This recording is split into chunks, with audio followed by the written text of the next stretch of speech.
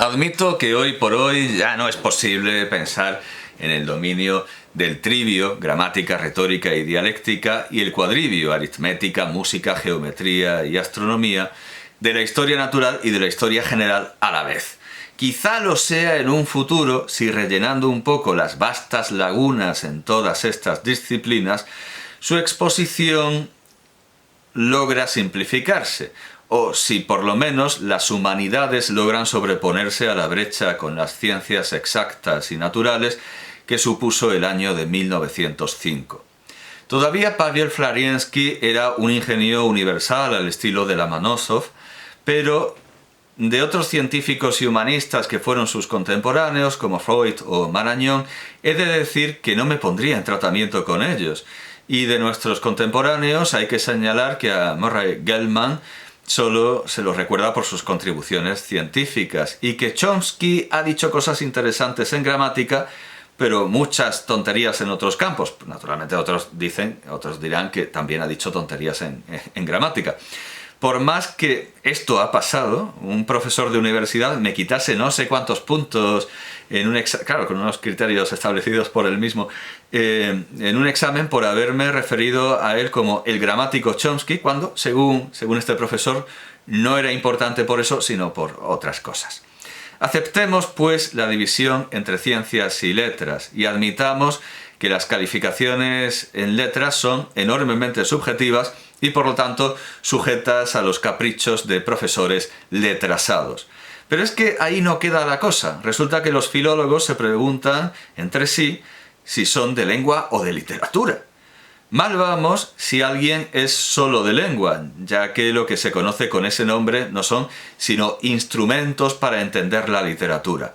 Y mal también si alguien se dice de literatura sin conocer esos instrumentos y se limita a comentar lo que lee como le sale del níspero y de la misma manera en la que podría comentar el periódico en el desayuno. Pero ahí no se acaban los círculos del infierno. He aquí que entre los de lengua hay lingüistas y gramáticos. Muchos lingüistas parten de la premisa de que su conocimiento sobre todas las lenguas del mundo es correcto y, por supuesto, no cuesta verificar lo contrario. Por ejemplo, muchos enseñarán en clase que el latín y el sánscrito están emparentados porque familia es en latín genus y en sánscrito ganas, porque de esta manera han visto escrita esa palabra en la edición de Alianza, no ocurre así en la de Losada, del curso de Lingüística General de Saussure.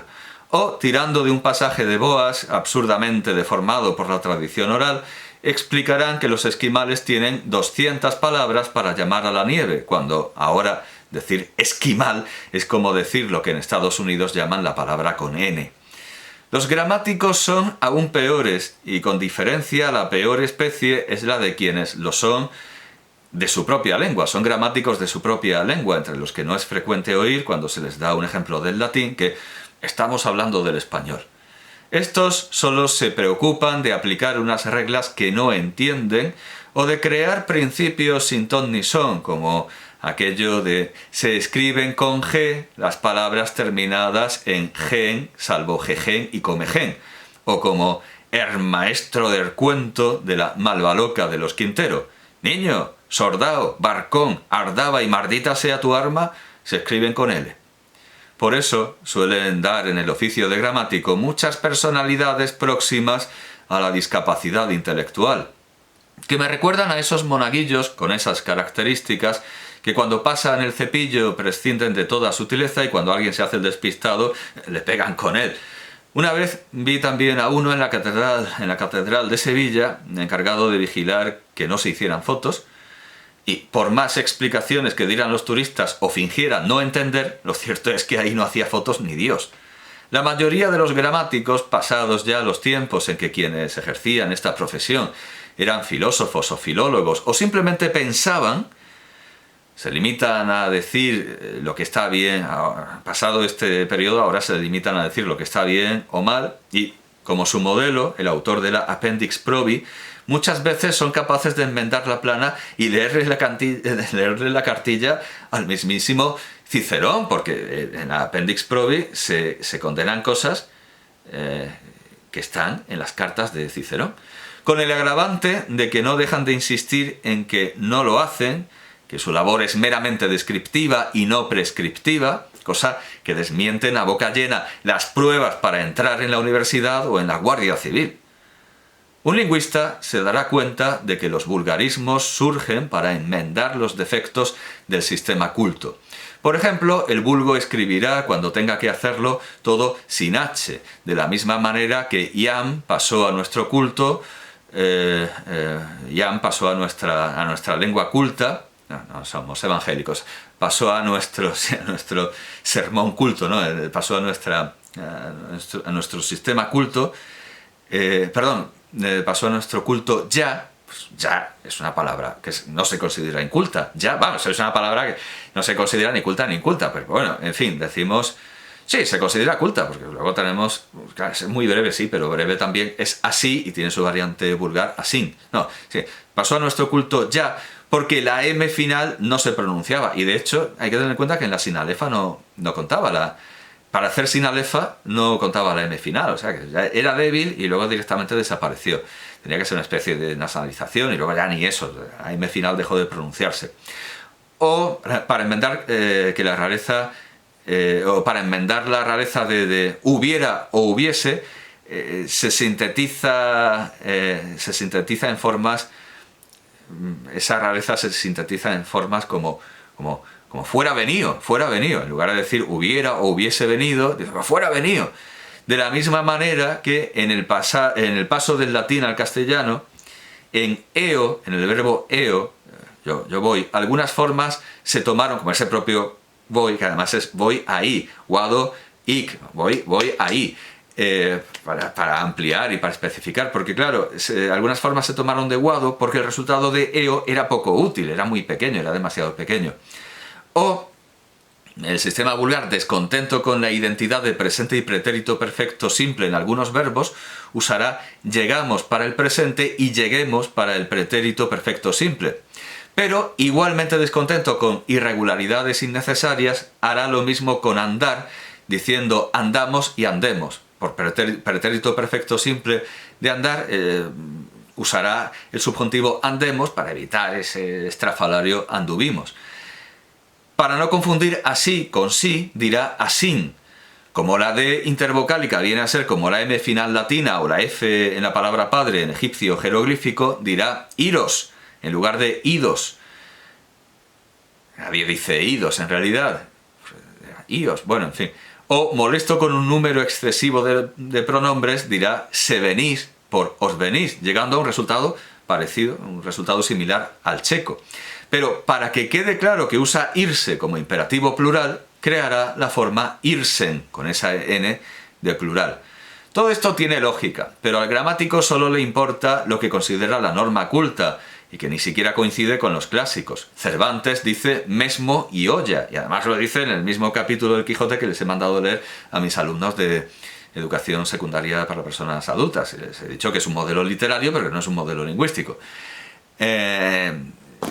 Claro, esa norma culta no coincide con nuestros clásicos, sino con una especie de prejuicios y supersticiones que, por ejemplo, hacen que murciélago sea la forma correcta, siendo antietimológica, con lo que lo culto no coincide con lo que en los siglos de oro se tenía por cultismo, es decir, la imitación del latín y del griego, sino con un vago y mal definido sentido identitario que ya esbozaba Juan de Valdés en el Diálogo de la Lengua, al asentar que, aunque Librija era muy doto en la lengua latina, que esto nadie se lo puede quitar, al fin no se puede negar que era andaluz y no castellana.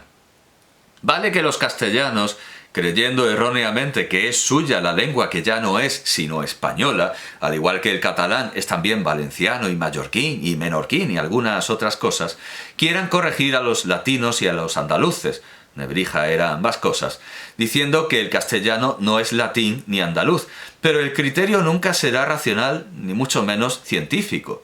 Por ejemplo, cuando a Valdés se le plantea la cuestión de si se ha de escribir vanidad o vanidad, envernar o invernar, escribir o escribir, aleviar o aliviar, desfamar o disfamar, etc., prefiere la forma más próxima al latín, salvo en aliviar, diciendo que si bien habéis mirado en ello, en todos esos pongo yo siempre y no porque me parece mejor. Eso dice, porque me parece mejor. Y porque siempre lo he usado así, y veo que los más primos en el escribir hacen lo mismo. Los que hacen el contrario por ventura es por descuido. Y cuando se le repone que por descuido no puede ser, porque Librija en su vocabulario los escribe con E, pues salta diciendo Valdés, no me aleguéis otra vez para la lengua castellana en la autoridad de Librija andaluz, que me haréis perder la paciencia. Pero en muchos aspectos la norma culta actual no es la castellana, sino la andaluza. Como en 1614 escribía en Baeza Jiménez Patón en sus Instituciones de la Gramática Española, el vinagre se dice en esta tierra, o sea, Baeza, y en Castilla la vinagre. Hoy, quien dijese la vinagre sería tenido por rústico, aunque al mismo tiempo se ha hecho más común la forma castellana la chinche frente a la más latina y andaluza el chinche. En lo que además es natural, porque los chinches se están volviendo, los chinches de las camas se están volviendo en Madrid. Madrid tiene una plaga en los hoteles de chinches. En lo que el andaluz se aleja del latín, también se ha hecho norma decir jolgorio, joder e incluso juerga, en lugar de holgorio y oder. En cuanto al vocablo huelga, se reserva para algo que en origen era distinto, pero que se va acercando mediante las huelgas estudiantiles convocadas en viernes. Todas con esa aspiración muy fuerte de la que se hace eco Juan Valera en Juanita la Larga. Antes de que cumpliese 2 años el primogénito de los Roldanes, logró Calvete enseñarle a pronunciar con la mayor perfección cierto vocablo de 3 sílabas en que hay una aspiración muy fuerte. Tan fuerte, entendemos que la palabra es jodido, al igual que entendemos que cuando en la desheredada Galdós nos dice que un personaje decía continuamente roer, decía joder. Tan fuerte esa aspiración que es probable que Francisco Delicado estuviera pensando en joder, en la palabra, quiero decir que en cuanto al concepto casi no se piensa en otra cosa en la lozana andaluza, joder, que vamos, por entonces con H, cuando escribió a la par, lleguemos a jodar, por entonces con X, él lo escribe claro con X, xodar, digamos, ¿no? O xodar, porque lo escribe claro, naturalmente sin tilde. Y en lo que el andaluz sigue al latín, el usar lo y la por illum e illam y le por illi ha prevalecido sobre el leísmo y el laísmo de muchos de nuestros clásicos, incluyendo a los grandes dramaturgos madrileños de los siglos de oro. A pesar del delirante leísmo autoimpuesto, el leísmo impostado, que fraguó, impostado y autoimpuesto, y encima querían imponerlo a los demás, que fraguó el gaditano Antonio Alcalá Galiano y que defendió su sobrino, el egabrense Juan Valera y Alcalá Galiano, quien le escribía esto a Heriberto García de Quevedo, es decir, el que pudo matar a Pedro Antonio de Alarcón, pero disparó al aire en el duelo, y a partir de ahí Pedro Antonio de Alarcón se convirtió al catolicismo de haber sido un furibundo anticlerical. Escribía esto a Heriberto García de Quevedo desde Río de Janeiro en 1853. Los cantos, las meditaciones, la parte lírica, por decirlo así, del poema que le había mandado, es muy hermosa. El lenguaje lo es también, y lo fuera más si no mancharan su pureza algunos neologismos prosaicos. Por ejemplo, en detalle. Censura por decir en detalle. Frase comercial y galicana. Que por cierto, me adelanto a que Sbarbi también le censura exactamente lo mismo a Juan Valera por decir negocios, por usar negocios como si fuera el francés affaire. Esta crítica de usar en detalle por comercial es la misma que le hace Sbarbi a propósito de usar negocios con un sentido que no es el comercial, negocios en asuntos que no son comerciales. Frase comercial y galicana. Asimismo, quisiera yo que adoptases y usases continuamente el le en lugar del lo como acusativo del pronombre él. De esta manera se conserva sin confusión el primor que a nuestra lengua presta el pronombre neutro lo, que hace a veces relación a frases enteras y que por su misma vaguedad es en extremo filosófico y comprensivo, porque verbigracia con lo vi puede significar que viste todo lo visible, mientras que con le vi no das a entender sino que viste un objeto determinado. Galiano, con estas y otras reflexiones, me convirtió al le. Espero que tú te conviertas ahora. En cuanto a los galicismos, lo cierto es que Valera queda claro, por eso de los negocios, Valera usa palabras francesas y calcos franceses a diestro y siniestro, si bien en frases como hemos ido algunas noches en casa de la Bosio, no queda claro si hay galicismo o andalucismo, ancá la Bosio, y escribe con acento latino Rosoli y no Rosolí, como hace por ejemplo Galdós y otros tantos. Pero todas las combinaciones de estilos son posibles y la forma galicista y la vulgar yo he oído llamar por adultos, o sea, no hablo del habla infantil, yo he oído llamar por adultos resol al rosoli como jamelgos a los jaramagos, esto también lo he oído. Bueno, pues la forma galicista y la vulgar confluyen en un interesante pasaje de Juan José Delgado en su Historia General Sacroprofana Política y Natural de las Islas del Poniente llamadas Filipinas. Pasaje interesantísimo, que mezcla aquí lo culto y lo vulgar. Compónense con el vino de coco de Alisay, cuando es puro, varios géneros de vinos muy parecidos a los de Europa, según el gusto del que los usare. Yo he visto tan semejante al resolí, que el que no lo supiere, a buen seguro que no lo distinguirá. Mezclando con el miel de abejas, se hace excelente vino que llaman mulso muy estomacal y remeda el vino dulce de España. Como vemos, junto al vulgar resolí tenemos el género original latino de miel, pero que también parece vulgarismo. Es decir, el miel no suena a latinismo, suena a vulgarismo. Volviendo a Valera, no pueden sino divertirnos hoy las objeciones que el gaditano José María Sbarbi puso en Un plato de garrafales, juicio crítico de Pepita Jiménez, por DJV, publicado en la revista de Archivos, Bibliotecas y Museos en 1874. Firmó DJV, pero se sabía que era Sbarbi. Por ejemplo, dice Sbarbi, en la propia página se lee en letras de molde, páseme usted la palabra, lo cual no es más ni menos que hablar francés en castellano, pues toda la vida de Dios se ha enunciado en nuestra lengua semejante salvedad, diciendo, perdóneseme la palabra, disimule usted la frase, con perdón se ha dicho, o cosa por el estilo.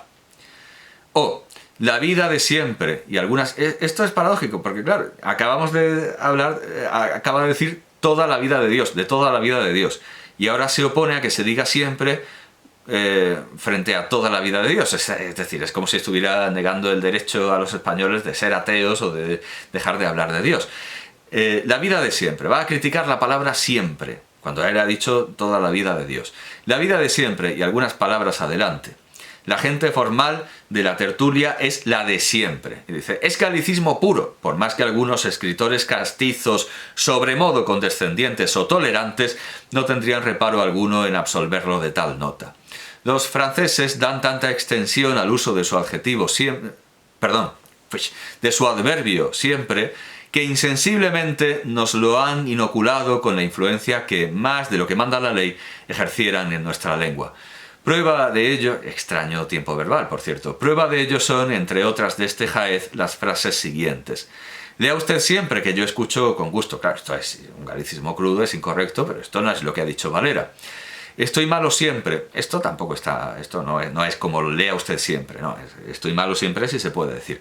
Y otras de esta laya que pueden reducirse en buen castellano a siga usted leyendo, que yo escucho con gusto, no acabo de ponerme bueno, etc. Asimismo, la vida y la gente de siempre, arriba enunciado, podrían sustituirse por la gente y la vida de costumbre, podríamos decir. Y la gente y la vida de toda la vida de Dios, o sea, que es lo que acaba de usar en la crítica anterior, y se daría a entender entonces la idea con más propiedad y pureza. Otra crítica. Regístrase en repetidas ocasiones de este escrito la locución galicana se diría, puesta allí inadvertidamente por no parece sino que, o bien cualquiera diría que. Vaya chorrada. Y así otras muchas impertinencias entre las que es raro encontrar algún reparo con sentido, como sí lo tiene este. Esta crítica sí tiene sentido. Debí ponerme encendido como la grana. Maldito si encuentro yo tal deber en esta ocasión. Esta... parece que hay errata. ¿Por ocasión? Bueno, ocasión. Lo que habrá pretendido significar el autor de estas epístolas no católicas, en cuanto al lenguaje se entiende, es que hubo de ponerse o que debió de ponerse encendido, lo cual varía de aspecto. Pues sabido es que deber implica una obligación, en tanto que deber de una probabilidad. Esto sí está, esta crítica sí está bien.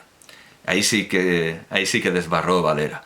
En general, la crítica de los vocablos y la sintaxis pasa y solo queda la de las ideas que implican. Ahora es normal pedir que nos pasen la palabra, porque no vivimos en el antiguo régimen. No hay que pedir perdón por hablar, aunque se mantengan muchos de los privilegios del antiguo régimen, que eso también es verdad. Y entendemos lo que quiere decir Cadalso en sus cartas marruecas, aunque no se nos pasaría por la cabeza usar el verbo estar en el contexto en el que él lo hace.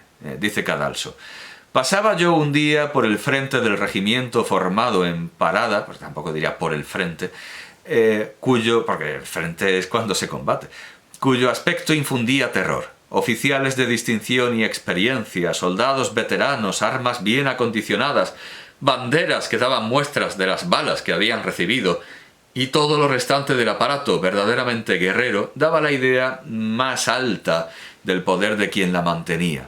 Admiréme de la fuerza que manifestaba tan buen regimiento, pero las gentes que pasaban le aplaudían por otro término. Nosotros diríamos ahora en otros términos, pero por otro término se entiende perfectamente. O sea, tampoco...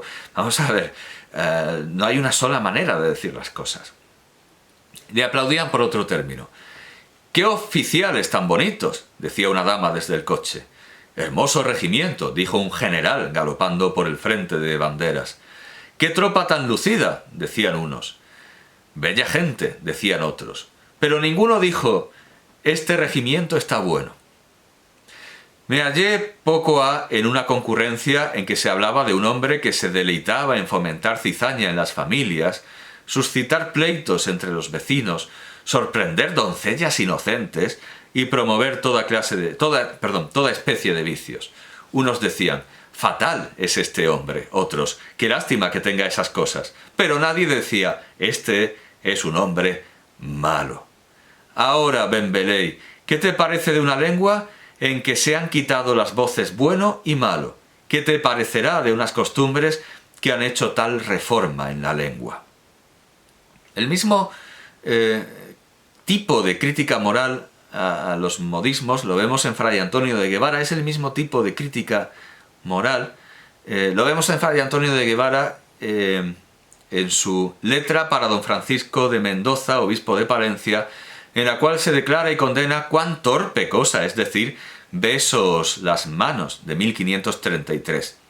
Dejando asentado que, cito a Fray Antonio de Guevara, dejados aparte los principios por se notos y las máximas naturales en filosofía, entiendo que es per se, que esto será una errata, per se notos, y las máximas naturales en filosofía, y ahora me salto una larga digresión, en todas las otras costumbres morales y rurales hemos de estar a lo que el vulgo hace y a lo que la costumbre quiere. Bueno, pues a partir de ahí expone con su inventiva habitual, pero sin perder el ojo a la realidad. También me invento un montón de noticias medio fantásticas, medio eruditas, más fantásticas que eruditas, sobre cómo se saludaban los pueblos de la antigüedad.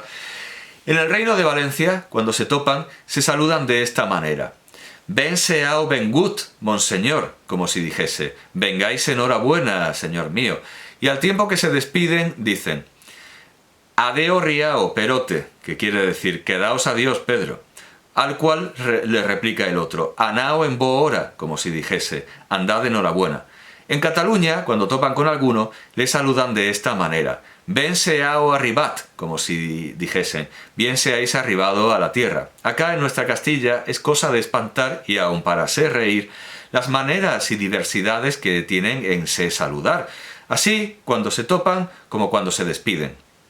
Y aun cuando se llaman, unos dicen Dios mantenga. Otros dicen, manténgaos Dios. Otros, enhorabuena estéis, y otros, enhorabuena vais. Otros, Dios os guarde. Otros, Dios sea con vos. Otros, quedaos a Dios. Otros, vais con Dios. Otros, Dios os guíe. Otros, el ángel os acompañe. Otros, a buenas noches. Otros, con vuestra merced. Otros, guárdeos Dios. Otros, adiós señores. Otros, adiós paredes. Y aún otros dicen, ¡ao! ¿Quién está acá? Todas estas maneras de saludar se usan solamente entre los aldeanos y plebeyos, y no entre los cortesanos y hombres polidos, porque si por malos de sus pecados dijese uno a otro en la corte, Dios mantenga o Dios os guarde, le lastimarían en la honra y le darían una grita. El estilo de la corte es decirse unos a otros, beso las manos de vuestra merced. Otros dicen, beso los pies a vuestra señoría. Otros dicen, yo soy siervo y esclavo perpetuo de vuestra casa. Lo que en este caso siento es que debía ser el que esto inventó algún hombre vano y liviano, y aun mal cortesano, porque decir uno que besará las manos a otro es mucha torpedad, y decir que le besa los pies es gran suciedad. Yo vergüenza he de oír decir besos las manos, y muy grande asco he de oír decir besos los pies, porque con las manos limpiámonos las narices, con las manos nos limpiamos la lagaña, con la mano nos rascamos la sarna y aún nos servimos con ellas de otra cosa que no es para decir en la plaza. Cuanto a los pies, no podemos negar sino que por la mayor parte andan sudados, traen largas las uñas, están llenos de callos y andan acompañados de adrianes y aun cubiertos de polvo o cargados de lodo. Con estas tan torpes y enormes condiciones, de mí digo y por mí juro que querría más unas manos y pies de ternera comer que los pies y manos de ningún cortesano besar. Hasta aquí el obispo de Mondoñedo. A mí, la enseñanza de la gramática solo me importa en tanto que puede permitir al vulgo moverse con más soltura entre los libros y puede hacer que por esto el vulgo acabe apreciándolos, para que, cuando yo me muera, mis conciudadanos no los usen para encender las chimeneas, como ahora ocurre.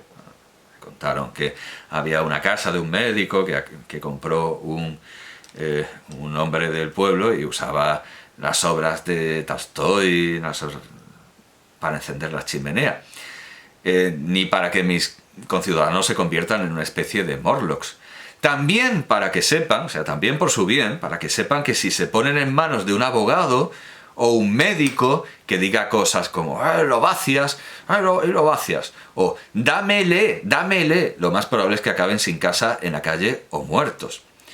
Pero convertir la gramática en un fin por sí mismo no tiene ningún sentido, más allá de establecer una serie de pruebas a manera de Shipollet con el fin de discriminar al vulgo. Por ejemplo, esa obra absolutamente vergonzosa que es la Nueva Gramática de la Real Academia Española, Nueva Gramática de la Lengua Española, de la Real Academia Española, dice esto sobre la forma habemos, dice esto sobre habemos. La variante regular habemos, que no ha pasado a los registros formales, se encuentra en el habla coloquial de muchos países hispanohablantes, a veces incluso entre personas cultas. Habemos maestros que tienen 25 años de enseñanza. Esto lo saca de la revista Proceso, México, 12 de enero de 1997. ¿Cuántos mexicanos habemos aquí? 1, 2, con usted ya somos 5. Fuentes, Naranjo. O sea, un ejemplo de Carlos Fuentes. Por eso dicen lo de, hasta personas cultas, como Carlos Fuentes, que tiene una cultura. Carlos Fuentes tiene una cultura. Se documenta asimismo esta forma verbal en los tiempos compuestos, en este caso raramente fuera de la lengua popular. Ahora habemos vuelto a reclamar otra vez. Crea, es decir, corpus... no me acuerdo, corpus sincrónico. Vamos, el crea es como el corde es el corpus diacrónico de la lengua española, pues el crea es el corpus del español actual. Crea oral, España. Y no lo habemos querido vender, López, Gorila. O sea, un segundo, para hacer esta basura de gramática están usando el crea. Están usando el crea, pero como veremos ahora, han sido incapaces de usar el corde. Bueno, sigue diciendo este pasaje tan largo, tan innecesariamente largo como toda la Nueva Gramática de la Real Academia Española. Es menos frecuente el uso de haber en estos contextos como verbo de posesión, casi siempre con complementos abstractos, como en los hombres no habemos remedio, la barca, butamalón, o bien como verbo